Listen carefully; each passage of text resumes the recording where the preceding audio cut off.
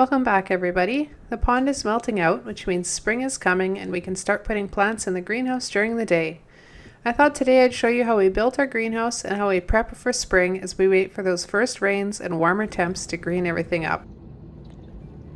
Our greenhouse is a Planta Sungro 20, called that based on the fact it's 20 feet long. It's also 10 feet wide and 8 feet high at the center peak. We went with this greenhouse after a lot of research because we have a pretty tough climate, especially in the winter, and this is the standout greenhouse. It can withstand a snow load of 6 feet, is wind resistance to 100 kilometers an hour or 65 miles an hour, and has a door-window combo at both ends. It's made for Canadian climates. I swear this isn't an ad, I'm just super impressed with this greenhouse. Also, it has a galvanized steel frame with polycarbonate panels. So let's get to how we built it. Once we ordered the greenhouse, we had a contractor come in to build a base for it while we waited for the greenhouse package to arrive. There are a ton of options you can check out on their website and a Facebook group, but we needed something quick and inexpensive, so we went with a wooden frame on a gravel pad. The contractor put down geotextile fabric, followed by a packed gravel base. From this point on, we did everything ourselves. First, we assembled a base out of 4x4 beams so we'd have something to connect the greenhouse onto. We drilled holes through the base and hammered rebar spikes into the ground so the base is strongly pinned down. There's no point in having a windproof greenhouse if it's going to blow away. This completed the base.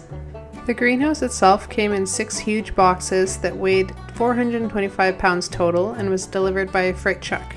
Where it was supposed to be, except it was spring and in our area there are weight restrictions on the road, so they claimed they couldn't get it to us, so we rented a U-Haul van and went and got it from the closest depot 45 minutes away. It was still worth it, and it wasn't Planta's fault for the record. They actually refunded that home delivery fee after we told them about the problems. Let me preface the rest of this build by saying that if you don't love putting together IKEA furniture, you'll need someone to help you with this greenhouse. It comes in a ridiculous number of pieces with a bunch of different sizes of bolts, screws, etc. So we labeled a bunch of bags, sorted everything, and got started. We started by building the frames for the doors on either end, of course with supervision from our dogs. Once we had the end frame and a few middle frames, we started putting them on the base and attaching them together. Our yard can be a lake in early spring in wet years, so we had 2 Canada geese supervising as well. We kept building frames and attaching them. You can see in this photo the next set of bars are on and ready to link in the next frame, which we're building in the foreground. Finally, we got the second end frame attached, and this completed the galvanized steel frame of the greenhouse. We then bolted this down to the base. It was so exciting to see the frame complete and get an idea of how big it would be inside. The next big job was putting together the doors and windows for each end, which I did on the kitchen table. The steel is sharp, which is why I had these beautiful rainbow foam tiles protecting my table. Also note my fancy Ziploc bag hardware system. It took some time to carefully read the directions and watch for things like single direction pieces and making sure the polycarbonate panels were facing the right direction so the UV coating was on the outside. Once they were done, we put the polycarbonate pieces on both ends of the greenhouse and attached the windows and doors. It finally felt like we were getting somewhere. The next step was to put the large polycarbonate panels on the rest of the greenhouse. There are seals on each end to help with sealing, and we also taped all the seams with clear Gorilla Tape before putting the steel straps on for extra waterproofing on all the joints. It was so satisfying to step inside our greenhouse for the first time, and even though it was April, it was incredibly warm in there. So we got our plants from under the grow lights in the house and brought them out. You can see here we did also add some black ag fabric to help with heat, and also so that you can sweep it clean instead of having just gravel base. We brought out our rain barrel and filled it with water so it could warm, added a table, and also added 3 small totes full of water to act as a heat sink to help balance the temperature change. Of course, we ran out of room and needed another table almost immediately, and you can see on the left the heater we were using on nights when there was frost. No, that's not a heater made for a greenhouse, but it's what we had. I realized pretty quickly we needed more space and wanted something more permanent. I had read about the Japanese technique where you burn the boards and then coat them with oil, and it helps with resisting rot, so we decided to try that. We picked up the lumber, burned the boards, brushed them down, and coated them with linseed oil. In hindsight, we didn't burn the boards as much as you're supposed to, but oh well. I built the frame so that the water totes would fit underneath and the bench would fit in between the ribs of the greenhouse frame. I was pretty proud of how nicely the frame fit between the ribs, almost like I planned it that way, and screwed on all the treated planks. I love how it looks. The oil is a natural product too, so I'm not worried about any leaching into the plants, and we immediately filled all that space and then some. We used every table we had and got a fan going as well. The plants exploded with all the extra natural light and warmth, and it got so warm I needed to install one of the roof vents. The vent has a heat-sensitive hydraulic, and we set it to open when it got above 25 degrees Celsius.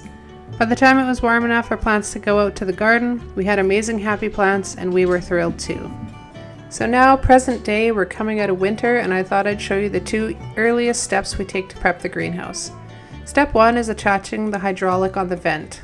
We take it off in the winter, but when we start putting plants in there during the day in spring, we need to connect it because by the end of February it will get to 40 degrees Celsius on a sunny day in there. So enjoy this video of me as I struggle to connect it, but eventually get it. You can also see that I've installed a black gasket around the vent. Believe it or not, this is the gasket for a car door, and someone smarter than me realized it fits perfectly and helps this vent seal tightly for early spring when we're worrying about frost. The hydraulic rod I'm trying to attach screws into a socket and then is pinned into the arm so that when the hydraulic fluid expands at the heat, the vent is pushed open. If you wanted to open at cooler temps, you screw it further in. It's simple, but it works amazing.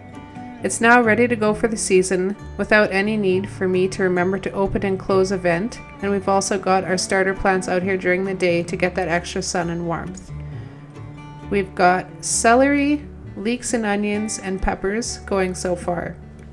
My Valencia onions look a little sad because I missed a watering, but they are starting to recover.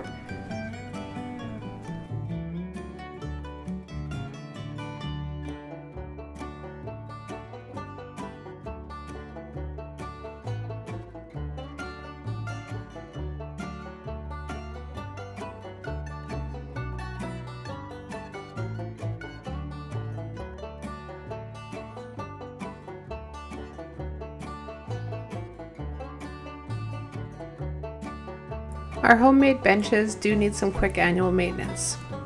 I wash them down and then give them a coat of linseed oil, applying it pretty heavy at first, letting it soak in for a couple of minutes.